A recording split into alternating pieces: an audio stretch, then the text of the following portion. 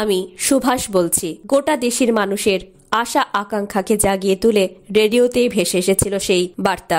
দেশবাসীকে নিজের উপস্থিতির কথা জানাতে মাধ্যম হিসেবে রেডিওকে বেছে নিয়েছিলেন নেতাজি। এতদিন পরে এত নতুন আবিষ্কার, সোশ্যাল মিডিয়ায় ঘন ঘটার মধ্যেও আজও অমলিন রেডিও। তথ্য ছড়িয়ে দেওয়ার প্রথম মাধ্যমটি ছিল কলম এবং কাগজ। প্রযুক্তির বিবর্তনের সঙ্গে সঙ্গে বিজ্ঞানীরা ট্রান্সমিশন এবং শব্দ তরঙ্গ নিয়ে পরীক্ষা নিরীক্ষা শুরু করেন, যারই ফলস্বরূপ এই জনপ্রিয় সম্প্রচার মাধ্যম। 19 শতকের মাঝামাঝি থেকে বিশ্বে রেডিও সম্প্রচার শুরু হয়। শব্দ তরঙ্গ এবং সংকেতের সাহায্যে একটি নির্দিষ্ট ব্যান্ডউইথের মধ্যে বার্তা পাঠানো শুরু হয়। তবে ভারতের রেডিওর আগমন বিংশ শতাব্দীর গোড়ার দিকে।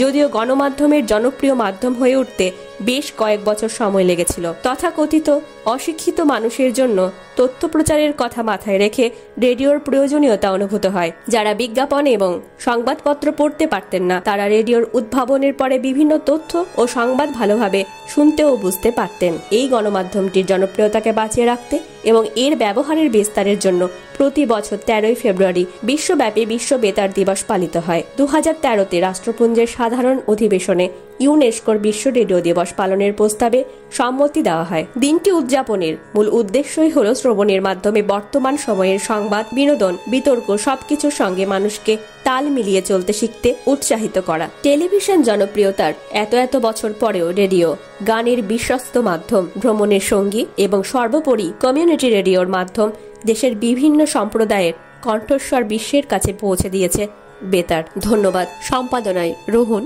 কণ্ঠে মন্দিরা।